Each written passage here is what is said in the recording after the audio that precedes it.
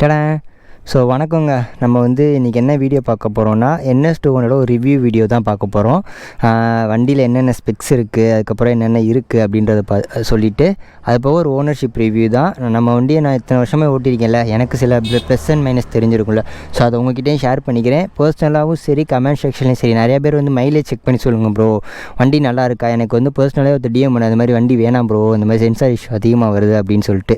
So அப்படிலாம் கிடையாது. So அதை பற்றின எக்ஸ்ப்ளனேஷன் வீடியோ, அது போக என்னோட வந்து ஒரு ஜென்யூனான ஒரு ரிவ்யூ சொல்ல போகிறேன்.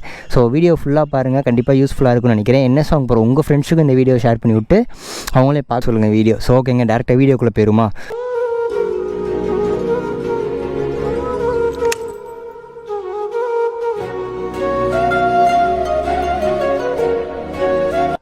ஸோ என்எஸ்ன்னு சொல்லிட்டாலே எல்லாருக்குள்ளேயும் தோன்ற ஒரே விஷயம் பவர், அது போக வந்து லுக்கு, அது போக வந்து மைலேஜ். ஸோ இது 3 தான் பெருசாக யோசிப்பாங்க. ஸோ ப்ரைஸ் வைஸ் பார்த்துட்டிங்கன்னா என்எஸ் வந்து இப்போ கரண்ட்டில் வந்து 1,85,000 கிட்ட வந்து மார்க்கெட்டில் சேல்ஸ் ஆகிக்கிட்டு இருக்குது. ஸோ ஒரு மிடில் கிளாஸ் ஃபேமிலிஸ் வந்து ஒரு பவர்ஃபுல்லான பைக் பார்க்கணும், லுக் வைஸ் நல்லாயிருக்கும், அப்படி லுக் வைஸ் வேணும்னு நினச்சாலுமே நம்ம தாராளமாக என்எஸ் வந்து சூஸ் பண்ணலாம். ஸோ என்எஸ்லேயே இப்போ வரைக்கும் ஓஜியாக இருக்கிற ஒரே விஷயம் இந்த மீட்டர் தாங்க. ஸோ இப்போ பார்த்துட்டிங்கன்னா கூட எல்இடி மீட்டர் மாற்றிட்டாங்க, தென் வந்து ஹெட்லைட்டையும் மாற்றிட்டாங்க. இதெல்லாம் இந்த ஹெட்லைட்டுக்கு வந்து ஃபேன் பேஜ் அதிகம், அதே மாதிரி இந்த மீட்டருக்குமே ஃபேன் பேஜ் அதிகம். ஸோ நம்ம பைக் வந்து BS7 2023 வந்துச்சு. 2023 ஒரு 2 மாதத்துக்கு அப்புறம் தான் அந்த மாடலே மாற்றிட்டாங்க. ஸோ நம்ம பைக் வந்து ஒரு ஓஜி மாடல் தாங்க.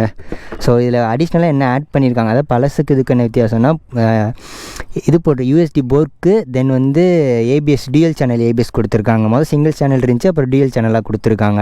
ஸோ ஓகேங்க, ஃபஸ்ட்டு வந்து நம்ம இன்ஜின் சைட்லேருந்து போயிடுவோம். இன்ஜின் வந்து 200cc இன்ஜின் தான், லிக்விட் கூல் இன்ஜின். அது போக வந்து ட்ரிபிள் ஸ்பார்க் யூஸ் பண்ணியிருக்காங்க. ஸோ பவர் வைஸ் பங்கமாக இருப்பான்.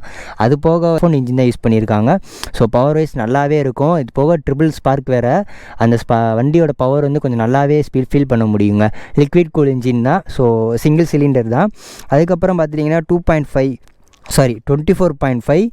PS வந்துருக்கு. ஸோ அது எப்படி சொல்கிறேன்னா ஆர்பிஎம்மோட லெவல் வந்து கொடுத்துருக்காங்க. செக்மெண்ட்லேயே டாப் கிளாஸில் பவர் டெலிவரி பண்ணுறது, பிக்கப்பில் அடிச்சிக்கவே முடியாது நம்ம வண்டியை.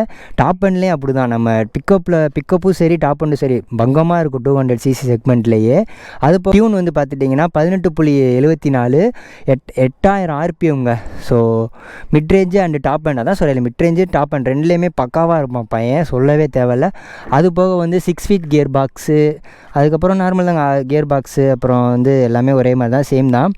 அலாய் வந்து பார்த்துட்டிங்கன்னா கொஞ்சம் கூட இருந்துச்சு, இப்போ கம்மியாக இருக்குது. முன்னாடி வந்து 180 17 போட்டிருக்காங்க, பின்னாடி பார்த்திங்கன்னா 130 70 17 தான் போட்டிருக்காங்க. ஸோ டயர் சைஸ் கம்மி பண்ணியிருக்காங்க. இருந்த என்எஸ்க்கும் இப்போ இருந்த என்எஸ்க்குமே டயர் வந்து கம்மி பண்ணியிருக்காங்க. ஸோ இதுதாங்க யூஎஸ்டி போர்க் இருக்குங்க. யூஎஸ்டி போர்க்கை பற்றி சொல்லணும்னா வாபுலேஷன் கம்மியாகும், அது போக கார்னரிங்ஸ் பண்ணுறதுக்கு ஸ்மூத்தாக இருக்குங்க. இதுக்கு வந்து யூஎஸ்டி போர்க் யூஸாக இருக்கும். சேம் டைம் பிரேக்கிங்கில் வந்து ஃபுல் கான்சன்ட்ரேட் பண்ணியிருக்காங்க, டியூயல் சேனல் ஏபிஎஸ் கொடுத்துருக்காங்க. வேறு பற்றி வேறு என்ன சொல்லணும்னா, இப்போதைக்கு இதில் இருக்கிற ஸ்பெக்ஸ் இது தாங்க, பெருசாலாம் இது மாதிரில. அதே டேங்க் கெப்பாசிட்டி வந்து 12 லிட்டர்ஸு. ஸோ ஹெட்லைட் அதே தான், சேம் தான், ஹாலஜன் தான் யூஸ் பண்ணுறாங்க. இன்னுமே ஹாலஜன் இண்டிகேட்டர்ஸ் தான் யூஸ் பண்ணுறாங்க, நார்மல் இண்டிகேட்டர்ஸ் தான். இப்போ வர வண்டியில் பார்த்துட்டிங்கன்னா எல்இடி இண்டிகேட்டர்ஸ், எல்இடி ஹெட் லேம்ப்லாம் யூஸ் பண்ணுறாங்க, எல்இடி டிஸ்பிளே கூட யூஸ் பண்ணுறாங்க. ஸோ இது வந்து ஒரு ஓஜி மாடல் நம்ம வச்சுருக்குது. ஸோ அதனால் எல்லாமே ஹாலஜன், எல்லாமே பழைய என்எஸ்ல என்ன இருக்குமோ அதுதான் இருக்குது. எக்ஸ்ட்ரா மாற்றினதுன்னா அது என்னது, யூஎஸ்டி போர்க்கு ப்ளஸ் வந்து டயர்ஸ், இது மட்டும் தாங்க சேஞ்ச் பண்ணியிருக்காங்க. ஸோ என்னோடய சஜஷன் படி நீங்கள் வந்து ரேரியர் டயர் யூஸ் பண்ணிங்கன்னா உங்களுக்கு க்ரிப் இன்னும் கொஞ்சம் அதிகமாக இருக்கும், உங்கள் டயரோட லைஃபும் இன்னும் கொஞ்சம் இன்க்ரீஸ் ஆகிறதுக்கு வாய்ப்பு இருக்குங்க. ஸோ வண்டியோட ஓவரால் இது தாங்க, ஸ்பெக்ஸ் எல்லாம் பவர்ஸ்லாம் பார்த்துட்டிங்கன்னா இது தான். ஸோ ஒரு ஓனராக நான் என்ன சொல்லுவேன் அப்படின்னு பார்த்துட்டிங்கன்னா, நான் வண்டி எடுத்து இதோட 3 வருஷம் ஸோ 3 வருஷம் 2 மாதம் ஆயிடுச்சு. ஸோ இப்போ வரைக்குமே எனக்கு பெருசாக இன்ஜினில் எந்த வேலையும் வந்ததில்லை, சென்சார் இஷ்யூஸ் வந்ததில்லை, மேஜராக எந்த பிரச்சனையுமே வந்ததில்லை. ஆனால் எல்லோரும் என்ன சொல்கிறாங்கன்னு பார்த்துட்டிங்கன்னா, அவங்க என்ன பார்த்துட்டே போகிறாங்கங்க. ஸோ எல்லோரும் என்ன சொல்கிறாங்கன்னு பார்த்துட்டிங்கன்னா, ப்ரோ எனக்கு அடிக்கடி சென்சார் இஷ்யூ வருது. அதுவுமே எந்த சென்ஷன் என்னன்னா, இப்போ புதுசாக வந்துருக்குல்லங்க எல்இடியில் மாற்றி, ஹெட்லாம்ப்பு அந்த இதில் வந்து சென்சார் இஷ்யூ வருதுன்னு சொல்கிறாங்க. பட் நம்ம மாடலில் இப்போ வரைக்கும் நான் எந்த ஒரு சென்சார் இஷ்யூவும் ஃபீல் பண்ணதில்லை. இன்ஜின் நாய்ஸ் கூட நான் இப்போ வரைக்கும் கேட்டதில்லை. ஸோ எல்லாத்துக்குமே மெயின்டெனன்ஸ் தான். மெயின்டெனன்ஸ் நீங்கள் கரெக்டாக பண்ணிட்டாலே பெரிய பிரச்சனை வரதை நீங்கள் தவிர்த்துடலாம். ஸோ அஸ் அ ஓனராக நான் என்ன சொல்கிறேன்னா, என்எஸ் வந்து நீங்கள் தாராளமாக வாங்கலாம். வாங்குறது பெருசு இல்லை, வாங்கிடலாம். யார் வேணால் இஎம்ஐ போட்டு நம்ம பட்ஜெட்டுக்கு நம்ம ரெடி பண்ணி நம்ம வாங்கிடலாம். பட் என்ன அங்கே ஒரு பிரச்சனைனா, அதை வந்து ப்ராப்பராக மெயின்டைன் பண்ணணுங்க. ஸோ எல்லாருமே வண்டி வாங்கிறீங்க, அதை ப்ராப்பராக மெயின்டைன் பண்ணுறீங்கன்னு கேட்டால் கண்டிப்பாக கிடையவே கிடையாது.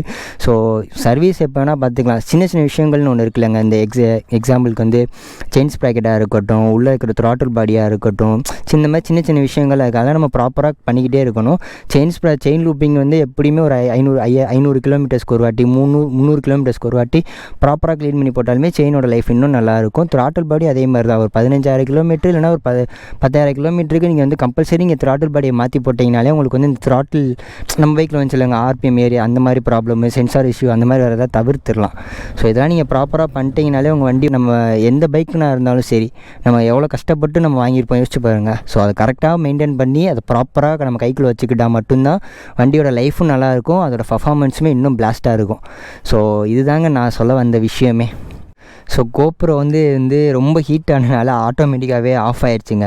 ஸோ நான் இப்போ அவங்க சொன்னதெல்லாம் புரிஞ்சிருக்கும்ல, வண்டியோட பற்றி நான் சொல்லிட்டேன். எனக்கு தெரிஞ்சது எல்லாமே என்னோட ஒப்பீனியனையும் உங்ககிட்ட சொல்லிட்டேன். கண்ணை மூடி நீங்கள் என்எஸ் வாங்கலாம், நல்லா இருக்குது, நல்ல ஒரு பைக்கு தான்.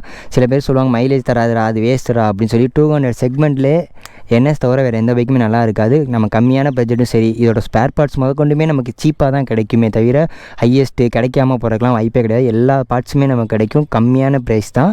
ஸோ பைக்கை தாராளமாக வாங்கலாம். ஸோ எத்தனை பேருக்கு இந்த லைட்டு பிடிச்சிருக்குன்னு சொல்லி மறக்காமல் கமெண்ட் பண்ணுங்கள். ஸோ நம்ம ஃபஸ்ட்டு வந்து ரெட்டு போட்டிருப்போம், இப்போ ஒயிட்டு போட்டிருக்கோம். ஸோ இந்த டூமெல்லாம் நான் பார்த்துனே இருப்பேன் மூஞ்சிக்கு. அப்போல்லாம் அடிக்ட்னாலாம் எனக்கு அவ்வளோ பிடிக்கும் மூஞ்சியை அழகி.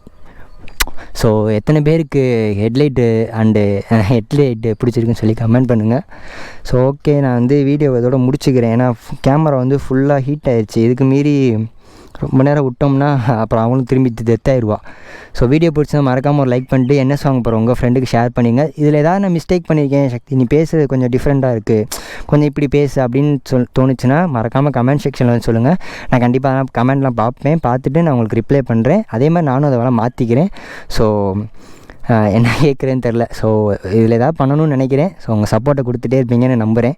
சரி ஓகேங்க, நம்ம இதே மாதிரி நெக்ஸ்ட் வீடியோவில் சந்திப்போம். அதுக்கு முன்னாடி நம்ம சேனலுக்கு யாராவது புதுசாக வந்தால் மறக்காமல் சப்ஸ்கிரைப் பண்ணி பெல் ஐக்கான் நல்லா போட்டுக்கோங்க. டாட்டா, பார்த்து சேஃபாக இருங்க. தயவு செஞ்சு ஸ்பீட் பண்ணாதீங்க, ஹெல்மெட் போடாமல் வண்டி ஓட்டாதீங்க, பார்த்து சேஃபாக இருங்க. Tata, by.